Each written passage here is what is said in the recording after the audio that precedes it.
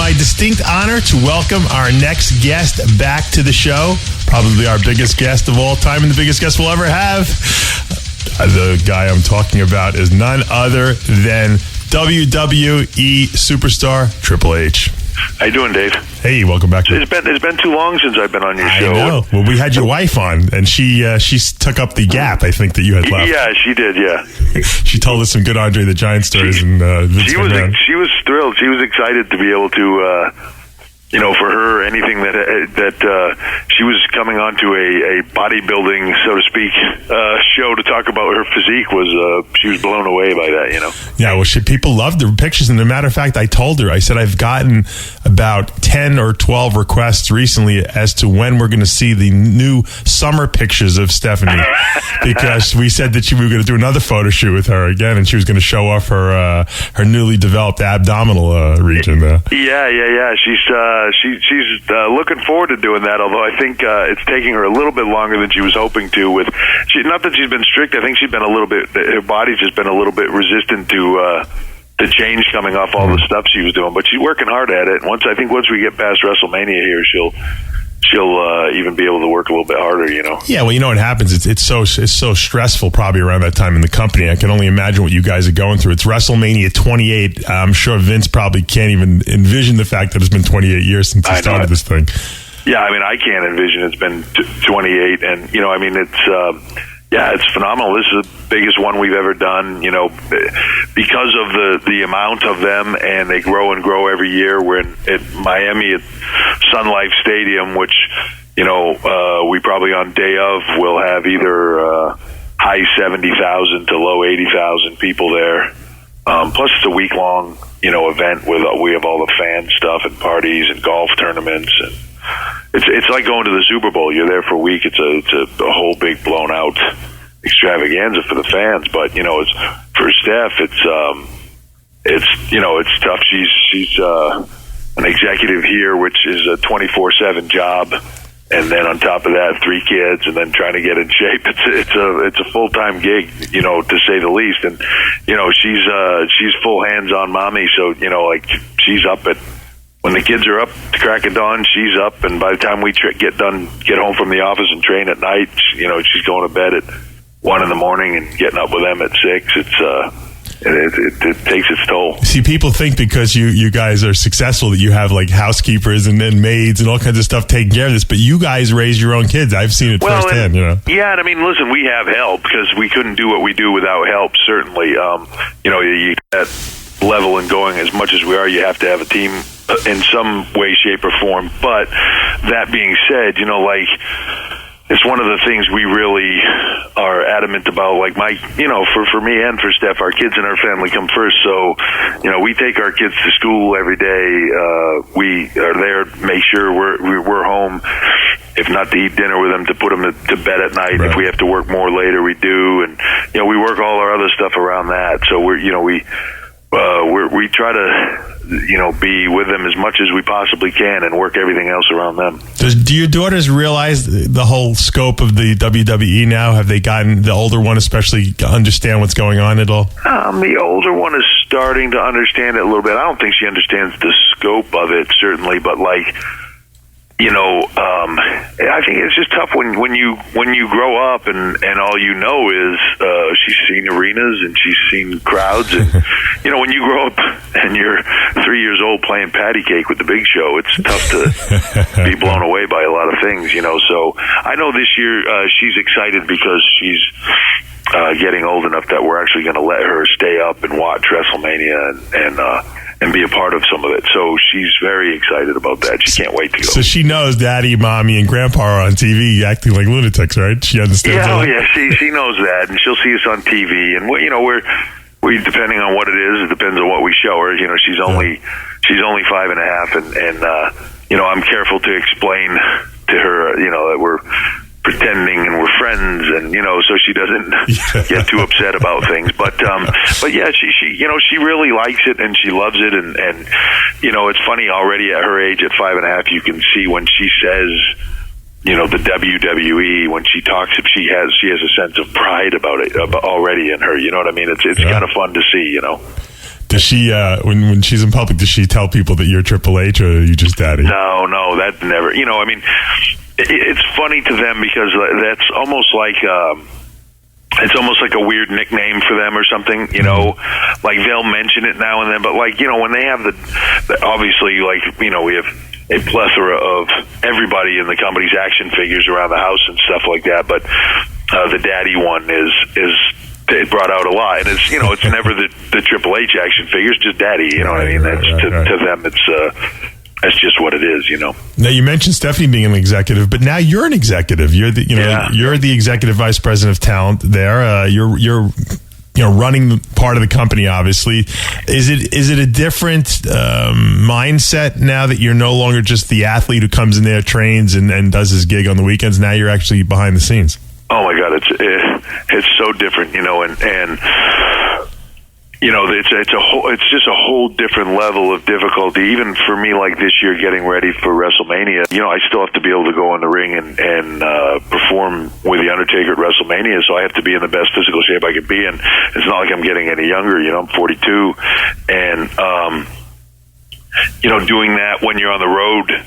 Wrestling every night is tough, but you're also wrestling every night, so you're used to doing all this. Right. And now it's almost revamped to where I feel like a boxer getting ready. Like I feel like I went through camp for the last 12 to 16 weeks, where it's all systematically done out between you with my diet and Joe DeFranco with my training.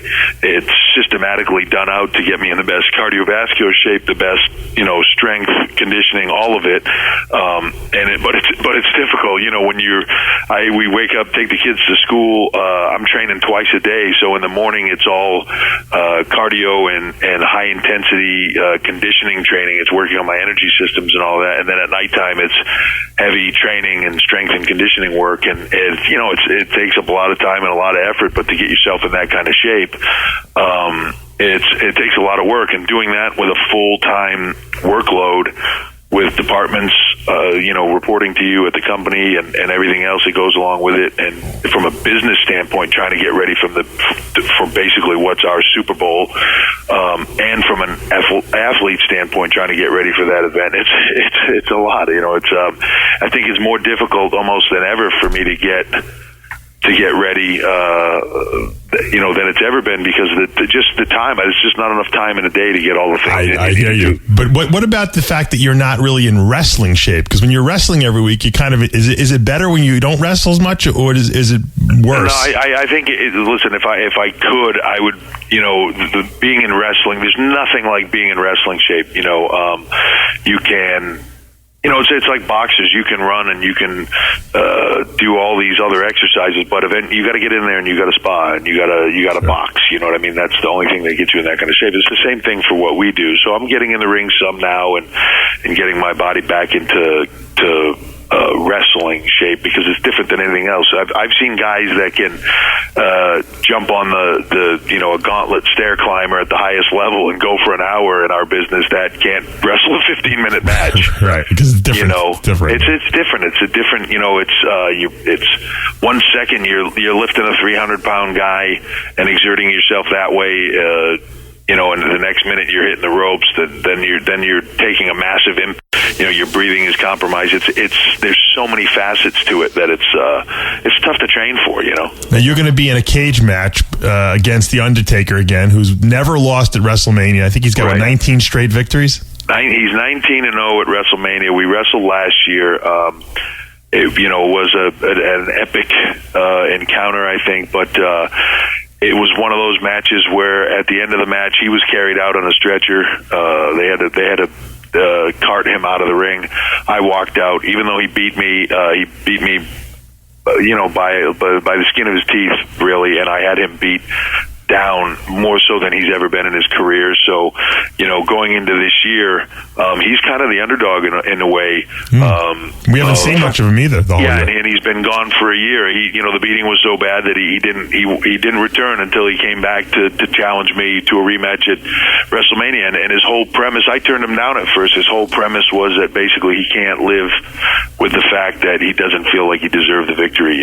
So we're going to do it again, and this year. Shawn Michaels, who's my best friend in the business, and the guy that the Undertaker retired from the business. He's the special referee, so it adds a whole other dimension to this match. Seems a little biased on your part, doesn't it? Well, it does, but there's an underlying tension. There always has been between Shawn and I as to who is better. And Shawn, it would be a very bitter pill to swallow for me to be the guy that ends the streak at WrestleMania when he couldn't do it.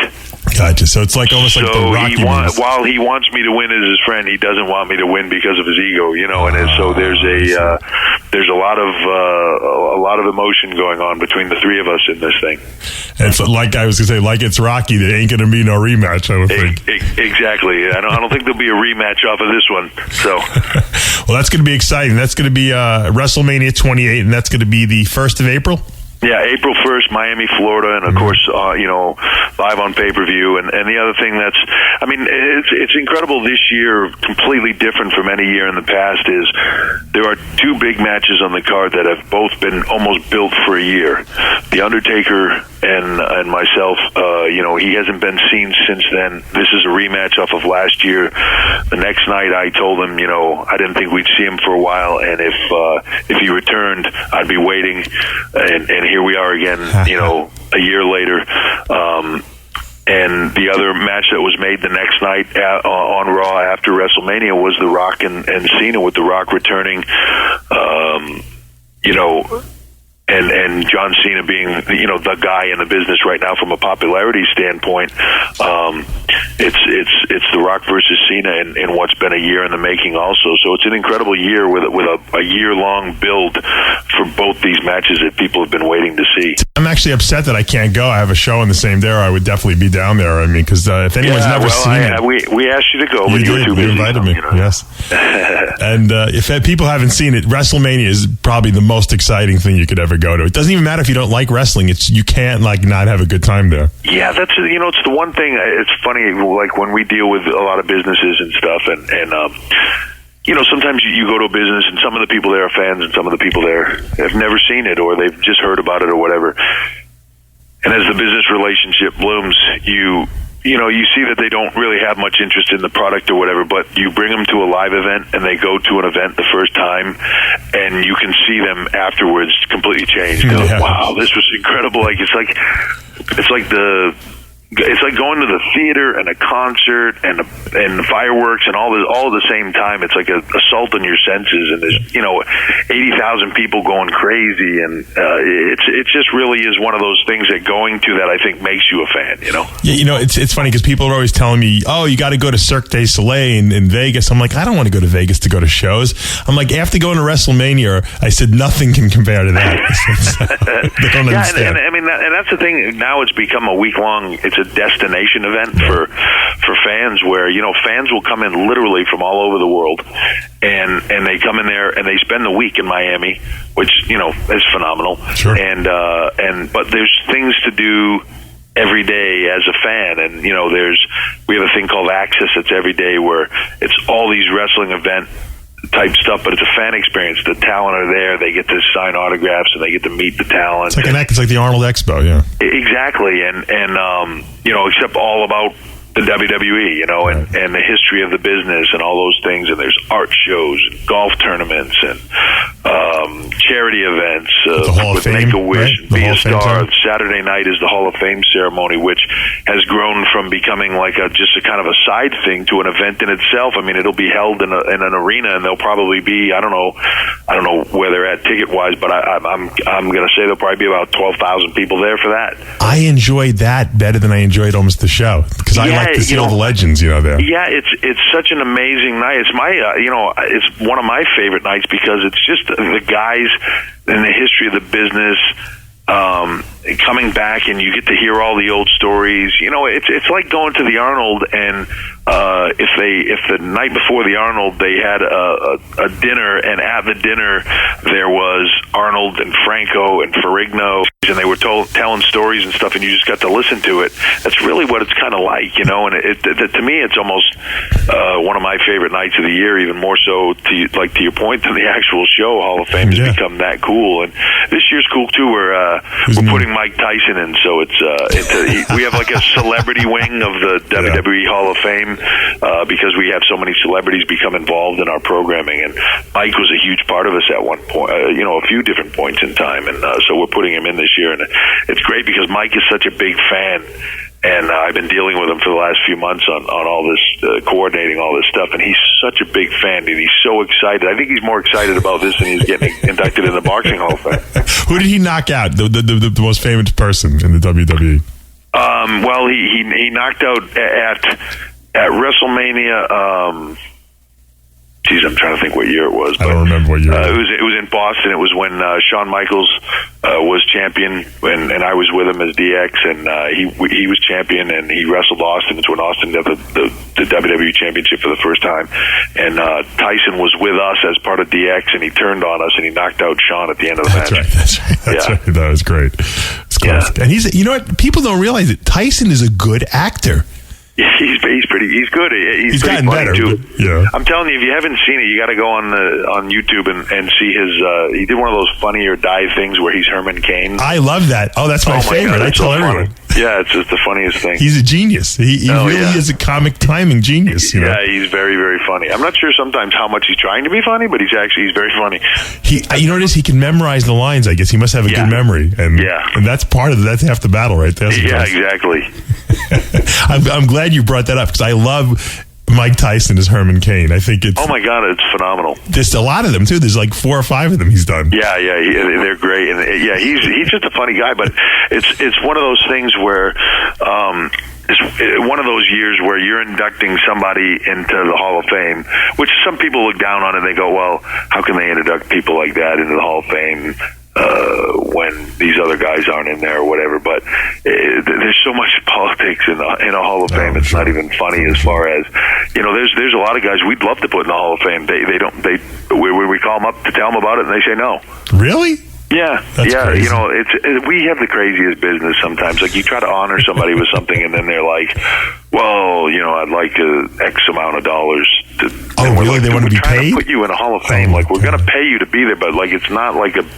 It's not like a 6-figure gig, dude. It's not like you're going out and wrestling it on the center tarmac. Yeah, there's just a lot of craziness and ego, and it's just any business is like that, But anyways, putting Tyson in, it's cool because it's one of the years where he's not just a guy that came on and did the show because he was trying to promote something, or he came like when I'm around Mike, he talks all the time about old wrestling and watching old wrestling. He knows all the history, huh? Yeah, he loves it, and he still watches it now, and so it's cool because he's such a fan that you feel like good about putting him in the Hall of Fame because he's a fan too, Right, it's like I'm talking to you about bodybuilding, you could talk to him about wrestling the same way. Exactly, yeah, and the same thing. Like when I go to the Arnold or the Olympia or something like that, I'm immersed in that world. It doesn't really matter what I do, that world, and I'm as big a fan of the guys as everybody else is there. You know what I mean? And it's the same. I think when he comes to us, it's like, on one hand he's Mike Tyson, but he's enamored with what we do, and it's cool.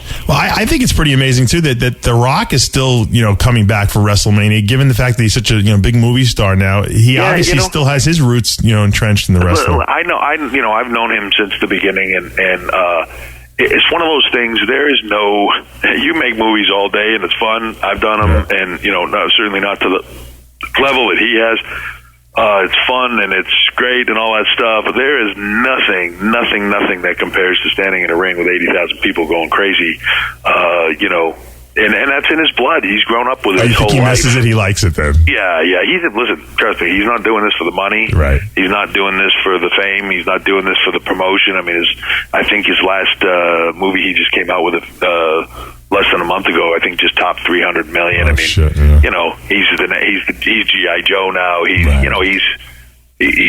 got it all going for him in Hollywood, and quite honestly, I mean, the fact that he likes it so much, he's willing to come back and risk You know, you can get hurt. I mean, listen, it's a physically demanding business, you know, and he could get injured. He could get anything could happen, you know, and he's willing to risk all that because he enjoys it. He loves it. And I think, you know, it's one of those things when he left and, you know, was gone a long time. He had to go do the things he had to do.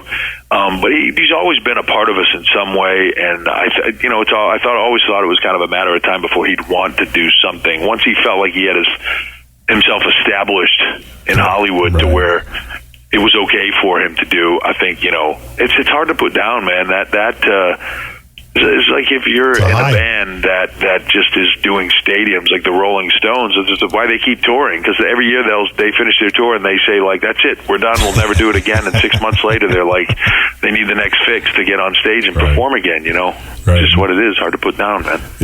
I can imagine if you're still on top of your game too. Why put it down? I mean, that's the thing for him is, you know, the thing that's incredible about this match to me is. And it's the Rock Cena match we're billing as once in a lifetime, and it truly is, because if you think about it, I think Rock's like 37 or 38, somewhere in that ballpark, right? He's probably in the best shape he's ever been in, physically, all that stuff. So he's still at his athletic peak. Cena is obviously still at the top of his game. It's like watching, but yet Rock's from another generation. Mm-hmm. You know what I'm saying? Yeah. It's like watching Ali fight Tyson, but they're both in their prime. You're right. That's you know, interesting. That does not happen. It doesn't happen. And you know, like years ago, Rock fought Hogan, but Hogan was, you know, in his 50s, and he was past the you know, it wasn't the from 85. It was a different Hogan, and you know, this is still the Rock from when he was at the peak of his business. He's no different. He's not lost a step. You can see it when he's cutting his promos, and you can see it when he does little stuff in the ring. He's as sharp as he's ever been. He's in his prime, and he's wrestling John Cena in his prime. But yet different generations. It never happens. It is truly once in a lifetime. You're right, and it would be like seeing Haney, or seeing Ronnie Coleman against Dorian Yates, both at their bst. You know. Yeah, I mean, you know. Or to your point, Lee Haney versus Jay Cutler, both at their best. I mean, you know, just eras or Arnold at his absolute peak against Haney or whatever. It just can't happen often because of the generation gap, you know. And you know, Rock left on top and went and did other things, but he's still young enough to be able to come back and still be in peak form to do this. It's phenomenal, and it truly is once in a lifetime. I'm excited. I'm actually going to order it since I'm not going to be able to be there. Now, as the executive vice president of talent, do you think you'll ever find the next Triple H, the next Hulk Hogan, the next you know, Rock? I do. They're out there. You know, I mean, they're all out there. It's so funny that it's a lot of times, sometimes not even the guy you think it's going to be. You know, when Rock first came in, everybody, you know, looks at him now and he's The Rock, and geez, he's the best, you know, ever. And you look at it that way. But when he first came in, he was so terrible, and people hated him so much they were chanting "Die, Rocky, die" in arenas, you know. And then, you know, and then he learned, and then he recreated himself, and he became this icon, you know. Every generation has its guys, and it's just a matter of going out there and finding them, or them finding you, one way or the other. But that's my job now, is kind of scouring more so than we've ever done before, because in the past we've kind of just waited for talent to come to us, and now we're out there looking for talent and trying to find them. Where do you everywhere? Look? Really? Everywhere, you know, and what, like, we're in the process. One of the problems people have had in the past, I hear it all the time when I was on the road, is guys would come up to me, and you know, I'd go to a gym and there'd be a bodybuilder there, or a power lifter or something, or the guy that did MMA, and he'd be like, I always thought about getting into WWE, but I just never knew how you do it. Is somebody I could call? And then we got way to just say, you know, hey, this is how you get in. And one of the things that we are doing is just in a simplified form is we're going to have a website that you go to, and you fill out all this information and you set up all this stuff, and it's really us looking at it and taking a look at guys, and then as we go around the country, we're going to have you know, almost like just things where guys can come in and kind of try out. And it's not about do you have wrestling background, because realistically what we do is charisma. Yeah.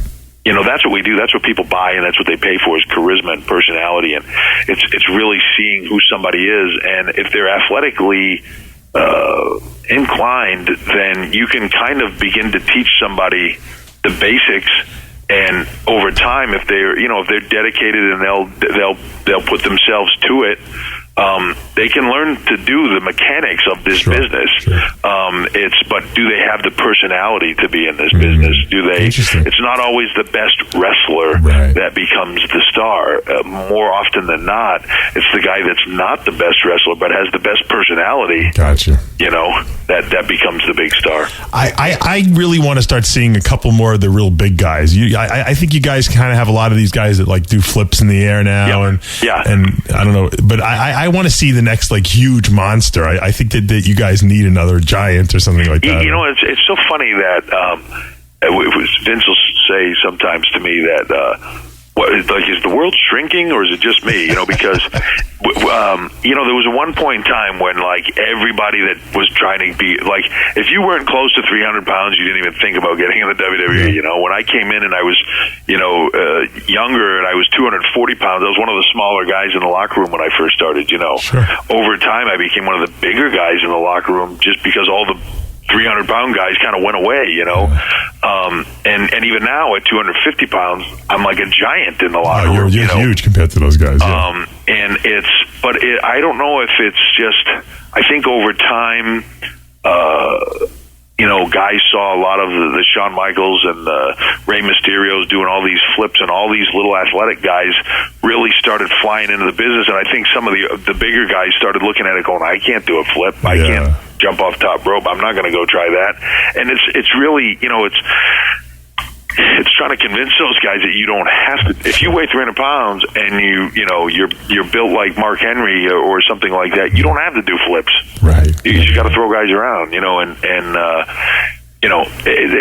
I think it'll come around, and I think it's all about where you're looking to and where you're trying to find guys, and our plan is to be able to go and make it available to guys. If you're a guy that's in college and you're a big dude, a lineman or something like that, but you're probably not going to make the NFL, or you try to and it doesn't pan out, but you got a big personality and you're an athlete, a phenomenal athlete, and you want to give it a shot, I want to make it available to people to try, because, to your point, the next Rock, the next Hogan, the next Austin, they're all out there. It's just finding them. And I think the more people you give that opportunity to be that, the better your chances are, certainly. I agree with you. And, it's funny because I always told Big Sean Allen he would be great in wrestling. Now, I don't know, he might be a little old now to do it, but I know you guys are probably looking for younger talent, but he's got a big mouth on him. You need guys that can talk shit. Sure, exactly. That's what it's really all about. It's about charisma.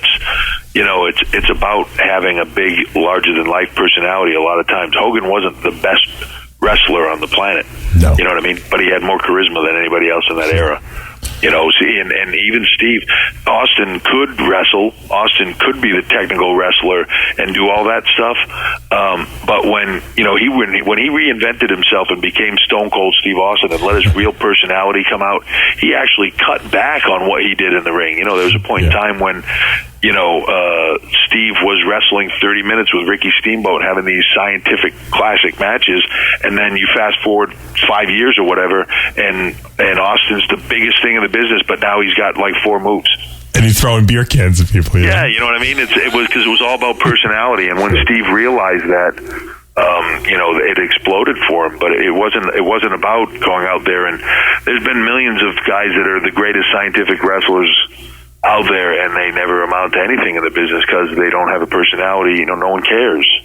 Well, I remember when Austin was inducted into the Hall of Fame, it was like, that to me was a treat because he let his personality just completely hang out there. And I'm friends with Floyd Mayweather, and Floyd will tell me a lot. Listen, I make the most money in boxing not because I'm that much better of a fighter than everybody else or anything like that. That's not the point. I mean, he's a great fighter, but the point is, he runs his mouth better than anybody else in the business, and people want to see him get knocked out.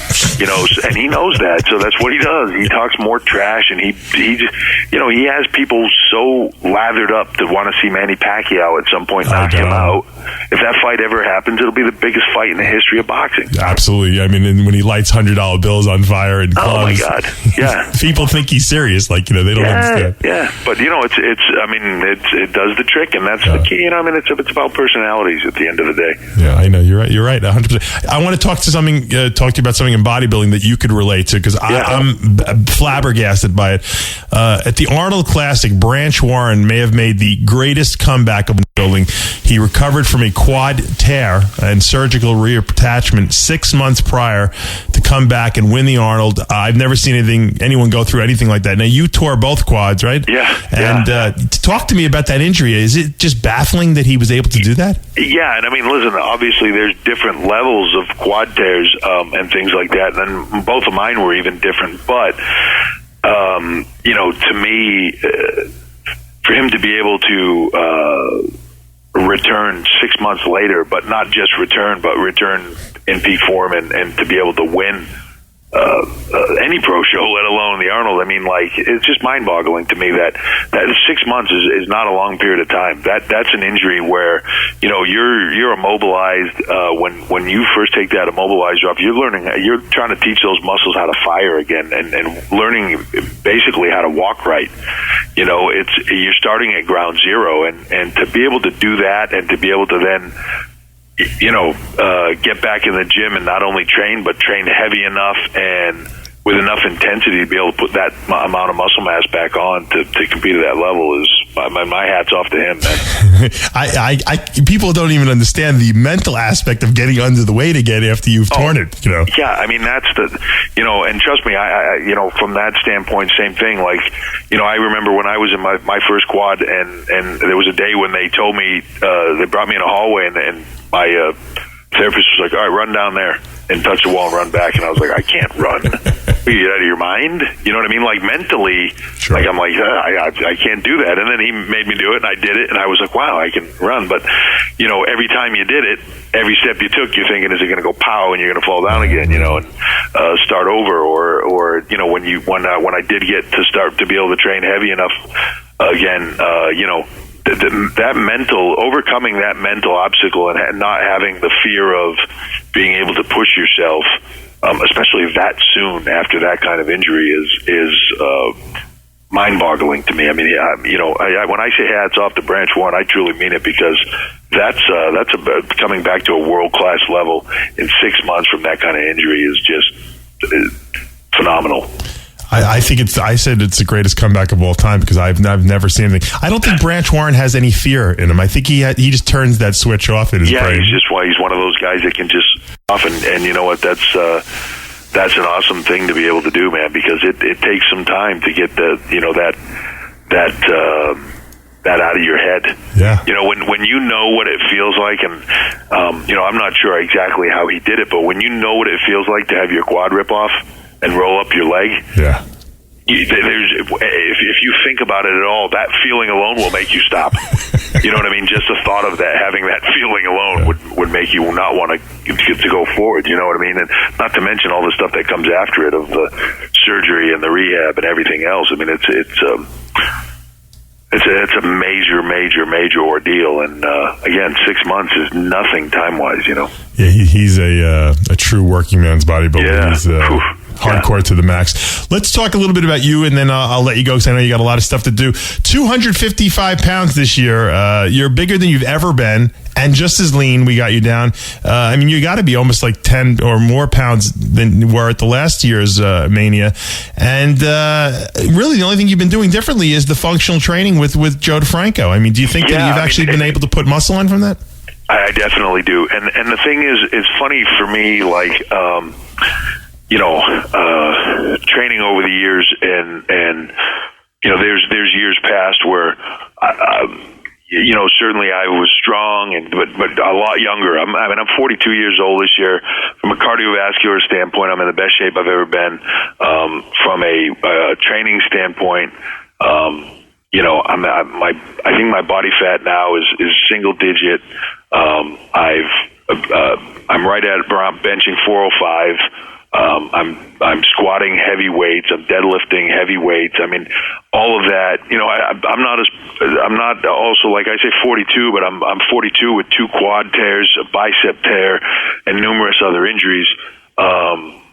You know, that have been surgically fixed or just healed on their own, and so it's not like I'm injury free. I'm doing all that stuff, and you know, some of it is, you know, I'm home a little bit more. My eating is a bit more consistent because I am home. It's the one thing that is a benefit. But at the same point in time, I'm probably sleeping less because my kids are up at all hours. Sure. But yeah, it's a phenomenal thing. And I mean, to me, there's 2 things I credit it to is, you know, other than just like I said, Floyd will always say it's just about getting in there and doing the work, and that's my end, is just going and doing the work. It's like, okay, you just can't miss workouts, and you can't miss this, and you can't miss that. You just got to do it, right? So it's like when you tell me something about Joe tells me something to train, I just go do it. Doesn't matter if I want to, if I'm too tired, if I'm stressed out, if I got something else going on, I just go do it. And these last probably like somewhere between 12 and 16 weeks, everything has been okay. You know, outside of my kids, my training is first, and then job, and then because I had to get ready for WrestleMania. You know, it's just going and doing it. But after that, the 2 biggest things I would credit to is you for my diet and keeping me, you know, where I need to be, constantly making changes to keep me either growing or dropping body fat.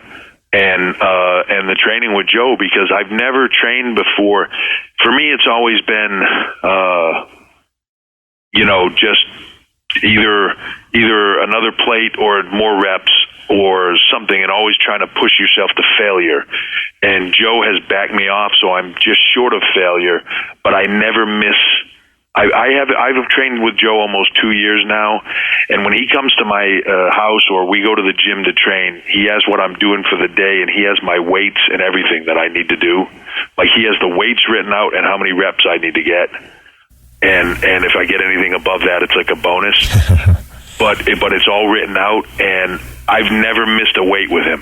Really? Wow. In the 2 years that I've trained, I've never laid down to bench press and got stuck and had to have him pull it off me, or I've never squatted and had to have him help me back to the rack. I've hit every single, and it's, when I say progressive resistance, it's little bits and percentages and all that stuff, and it's every single week I make an increase of some type. It might be a rep, it might be a half a pound, it might be less rest, whatever it is.